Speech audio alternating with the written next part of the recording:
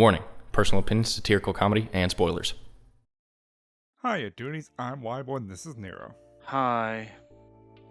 What? What? It's me, Nero, here to review the Scooby-Doos. I loathe What's New Scooby-Doo in a cynical manner. Nah, you're convincing, I'll give you that. But you lack the cynicism of a goblin man whose life is beaten down. Now get out of here. Go do a haunting keeper at a real estate scheme or something. Dude, you won't believe it. There was like this really handsome dude who just passed me by. Oh, Nero, there you are. Now we can start this video proper. What do you think of What's New Scooby-Doo? What can you say about it, Nero? I loathe What's New Scooby-Doo. In a cynical manner. You really gotta shoot for the heart with my facetious questions, don't you? I don't care about your feces. I posed the question, what's up with this show? There's some episodes with a fairly solid mystery premise, and it's even accompanied, on occasion, by fairly competent animation. Then other times the animation just nosedives, making the gang look like droopy-eyed goons. Puddin' face. And sometimes the mystery writing is just so frustratingly not good. Well, Nero, I have nothing to refute that. What's New can be all over the place at times. Even simple things like the intro placement is random from episode to episode. That doesn't even take into account the monsters. The worst monsters really exemplify the most frustrating, nauseating, and just plain dumb aspects of What's New Scooby-Doo. And we're here to list them off for you, so without further ado, this is the top 10 worst What's New Scooby-Doo monsters. The possessed mystery machine from It's Mean, It's Green, It's the Mystery Machine. Great concept, poor execution. Hilariously, this episode does exemplify what we mean by the botched intro. It opens with the song, then a cold open, fade to black, and then opening title. Great start to a letdown of an episode. Plus, we get to see Puddin' Face Paul over here. Now, the plot of the episode is sound. The Mystery Machine, the iconic vehicle of Mystery Inc., is haunted. That is a solid idea, though the design for the haunted Mystery Machine is lame. Was a jack-o'-lantern style mouth really the best we could get? But while the mystery and the suspects are plausible, I hate this origin of the Mystery Machine. It wasn't owned by the gang. It was a tour bus that Fred bought secondhand from a failing Kitty Bop band. Even the iconic design, the flowers and color scheme, yeah, that's actually just co-opted from the Kitty Bop band. I always wanted to paint it red. Even Scooby-Doo The Mystery Begins puts in a more character-driven reason behind the creation of the iconic vehicle. And when I gotta reference Mystery Begins with positivity, you know you got a problem. But we like Mystery Begins. Shut up your mouth. Look. As writers, we all love the idea of writing the origin of iconic pieces of the mythology. The Mystery Machine, Scooby Snacks, the dog. And What's New's various attempts, including in this instance, is just how outside sources negate any friendship inclusivity in the creation of these iconic portions of the myth. Oh, and the monster's just lame. Vroom vroom! Jinkies! The roller coaster from Roller Coaster Ride. It's a pun name, but that ain't a ghost. Is it a ghost of a hairy gremlin with a thick set of mutton chops? This could have been a gremlin, as they are known for their tech fiddling, as the roller coaster is just a sabotaging ghost, nonchalantly cutting cables and loosening bolts at an amusement park while people are riding these death-defying rides. Now, a monster who puts people into death-defying situations on any other day would make me praise it all day long. But this is the key episode that highlights the worst trend in What's New Scooby-Doo that Nero noticed. What can I say? I used my big brain. The apologist villains, where the bad guy isn't punished for their crimes, period. Cutting the lines of multiple rides as people were on it, opening fans to nearly chop others to death, and loosening bolts to send people flying. The ghoster clearly put people in terrible danger, and only because it's a kids show, nobody is hurt. And therefore, the culprit doesn't need to be punished, right? And that makes it extra aggravating when the mystery bends itself over backwards to try and frame what the ghoster did more positively as They looked broken, but when I went to fix them, they were completely safe. still safe? Once Sam confirmed that the sabotage rides were still safe, everything pointed to Terry, who wanted to make sure no one really got hurt. Yeah, no, they were unsafe because they were sabotaged. And this girl did it all because she was jealous, so she wanted all the credit for making roller coasters. That's it. But don't worry, her sister's tattling on their mom on her. Take your weird bush gremlin and weird sexist attitude towards women making coasters and get out of here. You mean you guys are girls? But you design roller coasters. That's cool. Yeah, saying that is not cool. The weenies! The Fortescu vampire from The Vampire Strikes Back. Oh man, this vampire sucks, and it's not your blood, it's your time. Boring design, looks like a zombie, but with lipstick on for them sweet vampire kissies. Now, the Fortescu vampire could have been a lot better. It has some lore backing, a fan-favorite guest star, and a clever twist for the mystery. Like, kudos on the design for the dead-eye look, though the under-detail of the face gives the vampire a perpetual look of dull surprise. And this may be a terrible coincidence, but this is the second Hex Girls crossover with yet another terrible vampire. 2. And for the second time, they barely do anything. It makes the Hex Girls' involvement and the mystery on its own just lifeless. It can be argued we've had other terrible vampires like Pigface and the Yowie Yahoo! But both had lore to back them up and relatively imposing designs, unlike this dull surprise blood-sucking nuttin' muffin. Jeepers! The cat creature from Homeward Hound. This ain't even the first cat creature Scooby's had, and they're all awful. Except for you, Zombie Island. Oh, but you don't exist anymore. Oh well. In what's news case, the cat creature just looks like the Fabio werewolf from Big Top Scooby-Doo, but without the Fabio hair. Arguably it looks better than these two, but not by much. Now the cat creature can be violent, run around, chase people, and do the roars and everything, but the reason it's one of the worst monsters, on top of just looking like a bland cat man, is that the cat creature is barely in the episode. And what makes that even worse is the episode is then centered on the worst side characters bar none in Scooby-Doo history. Not Scrappy, not even Flim Flam. The Secret Six, whose singular personality trait is We're cute! We're cute! They have no personalities or worth in the story apart from having the value literally in their names, and they just make this mystery more difficult to solve. They don't even have the benefit of talking like Scrappy, they're only cute. And cuteness doesn't do squat if you're worth 6 dull Scrappy Doos. So not only is the cat creature lame, but because of the Secret Six derailing the mystery for their kidnapped puppy plot, we don't get any characterization of any suspects or the creature before it's revealed to be Shaggy's friend. This is literally a friend of the gang committing a crime, and there's nothing to it. It's just, oh shucks, my old good friend. Guess you and your cruddy dog who dressed up like Scooby-Doo with weird eyebrows for some reason are like the bad guys. Oopsie doops. But hey, at least like she said, she wasn't trying to hurt anyone. She was only trying to kidnap a bunch of puppies and then hucked a full-grown dog at somebody. I'm a good person.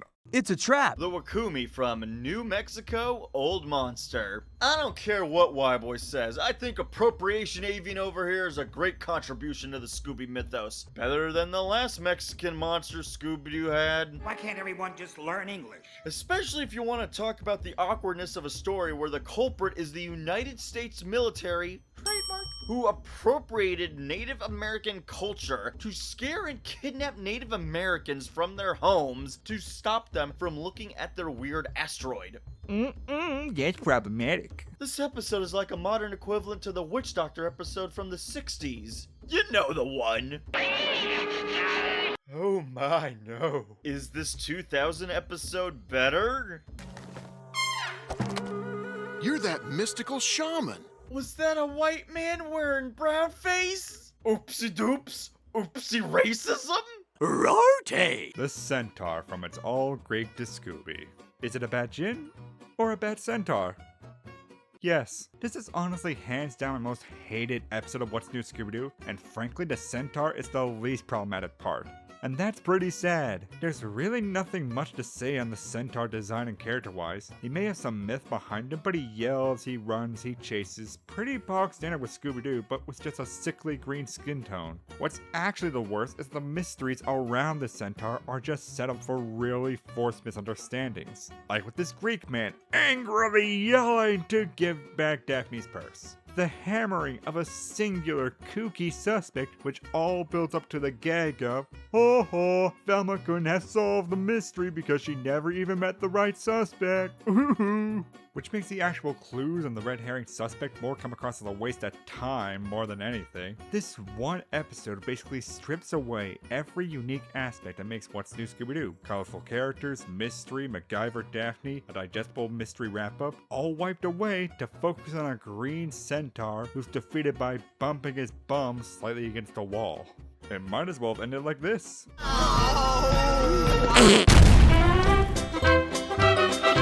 Creepy. The Titanic twist from WrestleManiacs.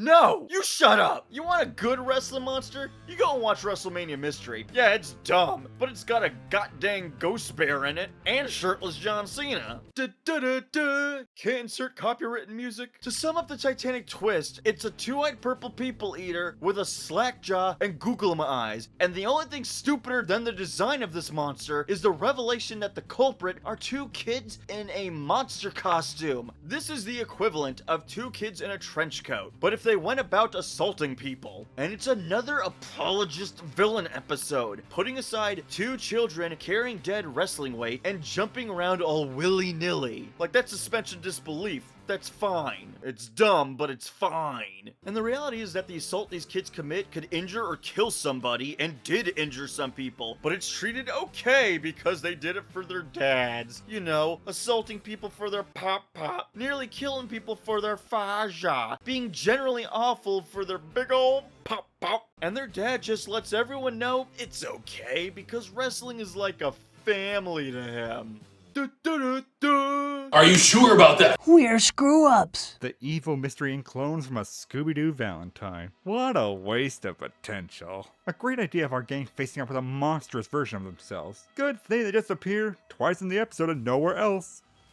Happy Valentines! It's a shame as there are all the building blocks but good mystery, decent suspects to focus on, a setup for the gang being framed. There's just simply not enough time to fully flesh out the idea. Whereas, if there was time, every aspect would fit perfectly together, building upon a mythos of Mystery Inc. back at home when crazy shenanigans happens. But then there is just no logical follow-through, as we just spend so long in 22 minutes on the gang being framed. We waste time actually characterizing or let alone seeing the evil Mystery Inc. to have a mystery. And that leaves us questioning, how could regular people with no explained enhancements be able to lift up vehicles, tear off car doors, and do just superhuman abilities? They may be the original voice actors behind those masks, but that doesn't explain anything. Maybe if we got the evil gang in a movie, that would work better? Oh, wait, no, why did I say that? Oh, the monkey's paw! The wish turned sour! Or has it? Clues! The demon farmer from Farmed and Dangerous. Well, clearly the main issue is having a scythe for a hand just has no practical application. How does he scratch his nose, wipe his bum, do his taxes? Oh, it's also a Secret Six episode. Our favorite. Wiki! So of course it'll be awful. It's a Secret Six episode. All they do is run around helping and doing the things. The writing seems to also forget how to write an actual mystery, because you want to know who this weird turnip of a man is? Who?